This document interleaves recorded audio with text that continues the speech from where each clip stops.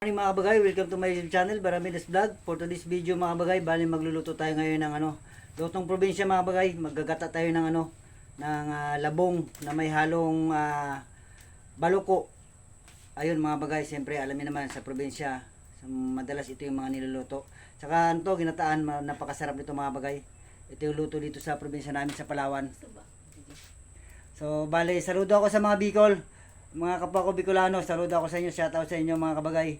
So, bali ngayon ay magluluto tayo. Kasama ko yung aking asawa, si Mrs. So, bali magkukudkud tayo ngayon ng nyog mga kabagay para ma-prepare na rin natin yung mga pangangailangan.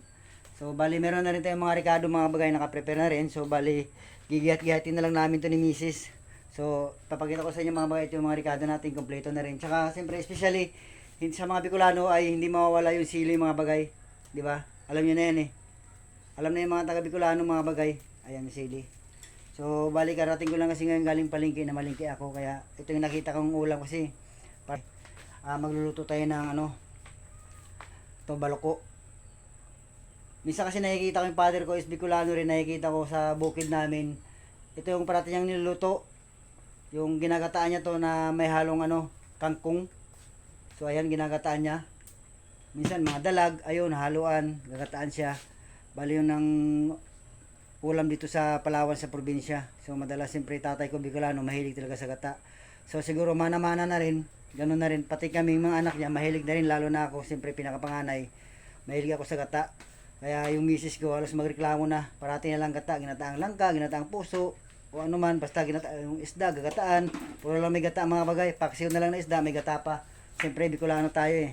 Hindi may iwasan talaga yung mga mga gata-gata na yan dito sa probinsya sa Palawan mga kabagay.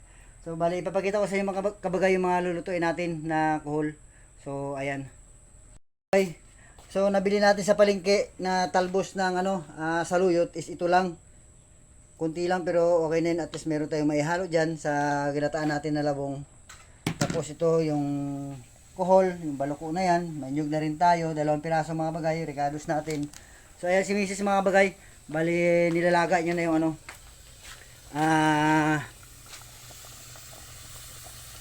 labong. Ayan mga bagay. Nilalagay niya na. So bali kahoy lang yung gamit namin ito mga bagay. Ang ginagamit namin pangluto is kahoy lang. Ayan, masarap ito kasi magluto pagka sa kahoy.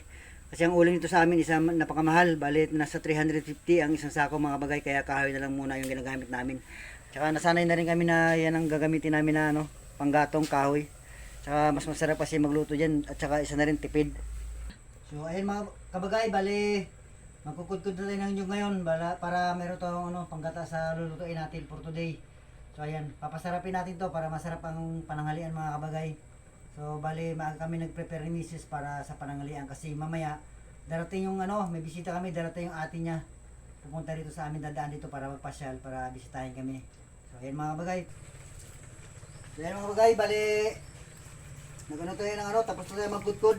Bali pipigaan na natin tong nyug. Ayan. Bali nilagyan na natin to ng dalawang isa't kalating tasa na tubig para panggata natin sa unang gata mga kabagay. Ayan. Bali ito yung unang gata natin. Bali isang baso kalahati lang nilagay kong tubig para magata masyado.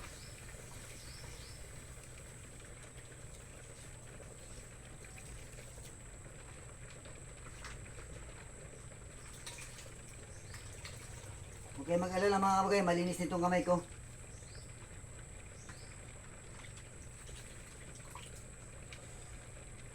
Mas masarap daw kasi pag kinakamay mga kabagay. Mas masarap daw, mas malasa pag kinakamay.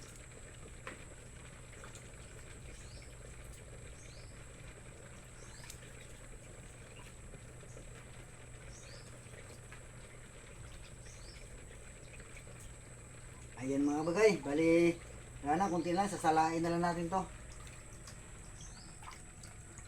Wala na, sasalain na natin to. Ayan. Bali pangalawang gata na to mga kabagay. Pangalawang tiga na to para sa pangalawang gata. Para yun yung una nating ilalagay sa lulutuin nating gulay na labong.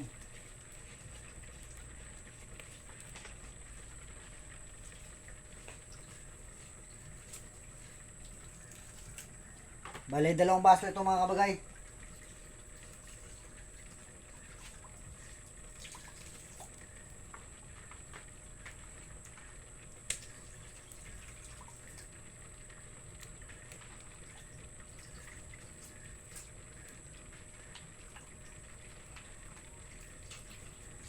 So ayan, tapos na tayo magpiga ng gata mga kabagay.